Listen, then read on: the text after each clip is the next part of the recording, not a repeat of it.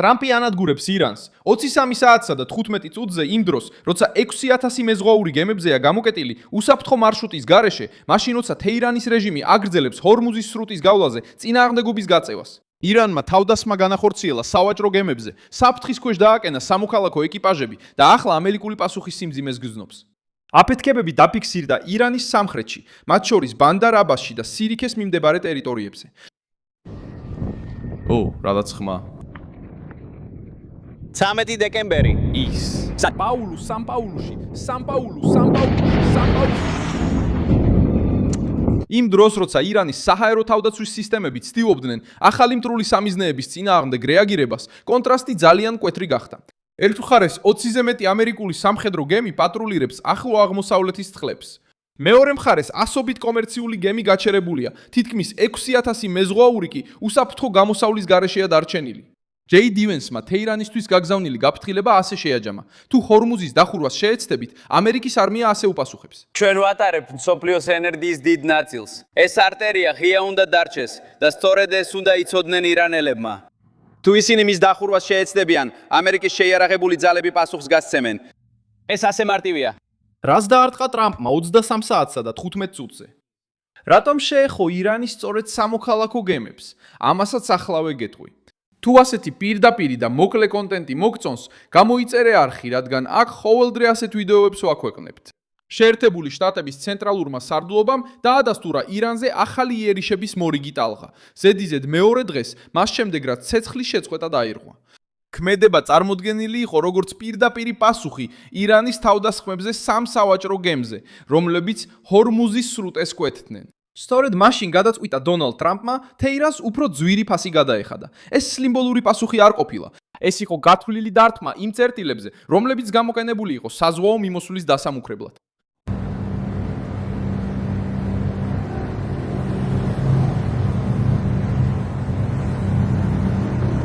აშშ-ის მიერ დასახელებული გემები იყვნენ MT Al-Hekayati, რომელიც მარშალის კუნძულების დროშით მოძრაობდა, MT Wejani, საუდის არაბეთის დროშით, ამიდ არაბეთის დროშით და MT Cyprus Prosperity, ლიბერიის დროშით.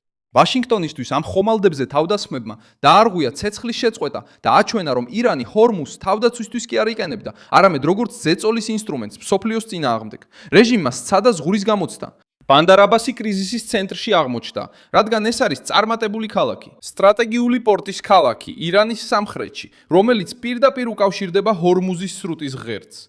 საერთაშორისო მედიის ცნობებით რეგიონში აფეთქებები მოხდა და ირანმა საჰაერო თავდაცვის სისტემები აამოქმედა ახალი თავდასხმების შემდეგ. სირიკიც გამოჩნდა განახლებებში აფეთქებებისასა და სამხედრო მოძრაობის შესახებ ცნობებით სანაპიროს მახლობლად. თეირანმა როგორც ხშირად აკეთებს, სცადა ინფორმაციის კონტროლი. მაგრამ თვითონ მედია გატყდა. ირანის სახელმწიფო ტელევიზიამ აღიარა აფეთქებების ხმები ქვეყნის სამხრეთში. მდგომარეობა ზღვაში კიდევ უფრო დამძიმდა, რადგან თითქმის 6000 მეზღვაური კვლავ ჩარჩენილია ასობით გემზე სპარსეთის ყურეში. გაეროსთან დაკავშირებულმა საერთაშორისო საზღვაო ორგანიზაციამ დაგმო თავდასხმების სავაჭრო გემებზე და გააფრთხილა, რომ ამ მუშაკებს არ უნდა მოუწიოთ სიცოცხლის რისკის ქვეშ დაყენება, მხოლოდ იმიტომ, რომ საკუთარ საქმეს ასრულებენ. გენერალურმა მდივანმა არსენიო დომინგესმა მოუწოდა გემთფლობელებსა და ოპერატორებს თავი შეიკავონ ახალი რეისებისგან, მანამ სანამ ეკიპაჟების უსაფრთხოება არ იქნება უზრუნველყოფილი. ეს არის კრიზისის ჰუმანური მხარე. საქმე მხოლოდ ტრამპს, ირანს, რაკეტებსა და სამხედრო გემებს არ ეხება. არსებობენ მზარეულები, ოპერატორები, ინჟინრები, კაპიტნები და მეზღვაურები, რომლებიც გემებზე არიან ჩარჩენილები და უსაფრთხოდ ვერ ტოვებენ მათ. ისინი საგარეო პოლიტიკას არ წყვეტენ. ისინი სამხედრო ბაზებს არ მართავენ. ისინი უბრალოდ ზღვაში მუშაობენ. მიუხედავად ამისა, ისინი პირდაპირ მსხვერპლები გახდნენ იმ ზეწოლის, რომელიც თეირანმა ჰორმუზზე მოახდინა. აშშ-ს მათ სამხედრო საზღვაო ძალა გამოავლინა. 20-ზე მეტი ამერიკული სამხედრო გემი დაიწყო ოპერირება ახლო აღმოსავლეთის წყლებში, მაშინ როცა ცენტრალური სარდლობა აძლიერებს რეგიონული უსაფრთხოების და ნავიგაციის თავისუფლების ნარატივს. შეტყობინება ნათელია ირანისთვის და ნებისმიერი რეჟიმთან დაკავშირებული მილიციისთვის.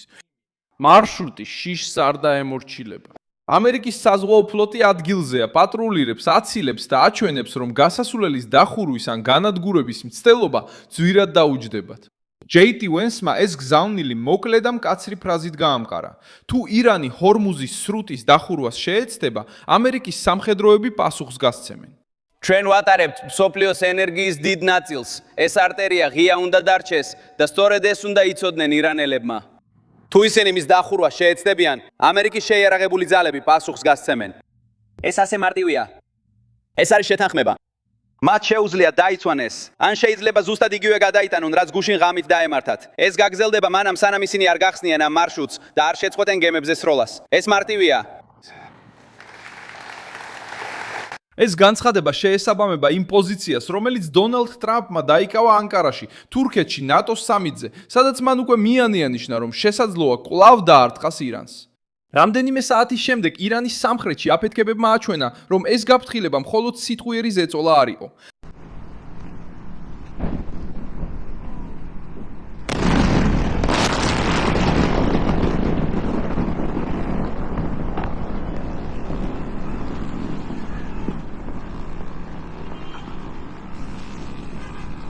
თეირანმა რეაგირება მოახდინა და სცადა ნარატივის შეცვლა.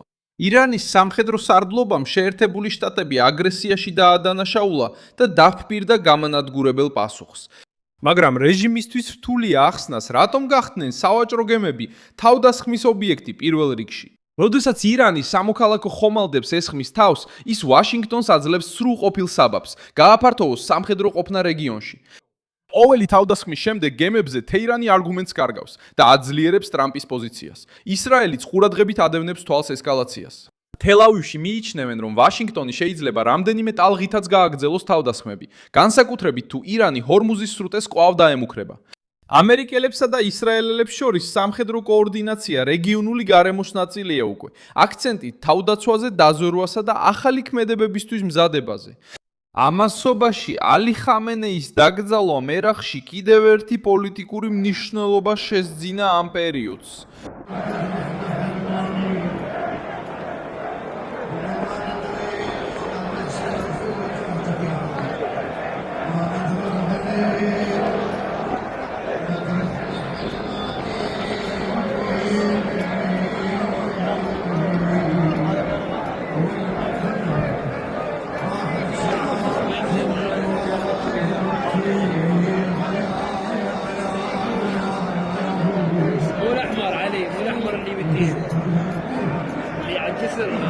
ბრბოები აცილებდნენ სამგლოვიარო პროცესს ნაჯაფსა და ქარბალაში, ქალაქებში, რომლებიც შიიტებისთვის წმინდა. 2.300.000 მონაწილეს რიცხვი გაავრცელეს სახალხო მობილიზაციის ძალებმა, ერაყის პარამილიტარულმა ჯგუფმა, რომელიც ირანის ღერძის მოკავშირეა, თუმცა ეს ინფორმაცია დამოუკიდებლად არ დადასტურებულა. მიუხედავად ამისა, ეს სცენა თეირანისთვის საშუალებად იქცა, რომ გლოვა რეგიონული ძალის დემონსტრაციად ექცია. ერაყში ეს მობილიზაცია როგორც რელიგიურ, ასევე პოლიტიკურ გათვლას ემსახურება. ნაჯაფი და ქარბალა უკვე მასპინძლობენ მილიონობით მომლოცველს დიდ შიიტურ ღონისძიებებზე, ხოლო ირანთან დაკავშირებულ ჯგუფებს სურდათ ქუჩებში ხალხის მასა ეჩვენებინათ. რეჟიმს სურდა ძალის დემონსტრირება იმავე დროს, როცა მის პორტებსა და სამხედრო პოზიციებს უტევდნენ.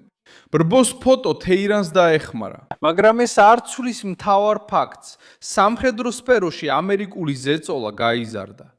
ირანის პრეზიდენტმა მასუდ პესაჩკანმა ასევე პოლიტიკურ გამოსვლაში შეერთებულ შტატებსაც დაესხა თავს, ვაშინგტონი დაშინებასაც და манипуლირებაში დაადანაშაულა. მაგრამ ჰორმუზის კრიზისი სიტყვით არ დაწყებულა. ის დაიწყო კომერციულ გემებზე თავდასხმებით და ირანის მცდელობით საერთაშორისო მარშრუტი მუქარის იარაღად გამოეყენებინა. ტრამპმა ეს ნაბიჯი გაიგო და უპასუხა. მან უპასუხა რეჟიმისთვის ყველაზე მგრძნობიარე წერტილში, სრუტეში შიშის კონტროლის უნარზე. ნავთობის ფასი მკვეთრად გაიზარდა ბლოკადის შესაძლებლობის ფონზე და ეს აჩვენებს, რატომ აქვს ამერიკულ პასუხს მსოფლიო მნიშვნელობა. რეჟიმმა იფიქრა, რომ შეეძლო ზეწოლა მოახდინა სამოქალაქო გემებზე, თავისი პოლიტიკური მხარდამჭერები აეგზნო და შეეშინებინა გლობალური ვაჭრობა. მან მიიღო დამატებითი თავდასხმები, ნახა როგორ დაბრუნდნენ ბანდარ აბასი და სირიკი აფეთქებების ეპიცენტრში და ახლა ამერიკული საზღვაო ძალების გაძლიერებულ ყოფნას უყურებს რეგიონში. დიდი მადლობა, რომ ეს ვიდეო ბოლომდე ნახეთ. მხარი დაუჭირეთ ჩვენს პროექტს და ფინანსურად დაგვეხმარეთ თქვენს ეკრანზე მოცემული ფიქსის გასაღების საშუალებით. ჩვენ ვართ დამოუკიდებელი არხი, რომელიც მიზნად ისახავს თქვენთვის სიმართლის მიწოდებას. თქვენი მხარდაჭერა გვეხმარება საქმიანობის გაგრძელებაში. გმადლობთ.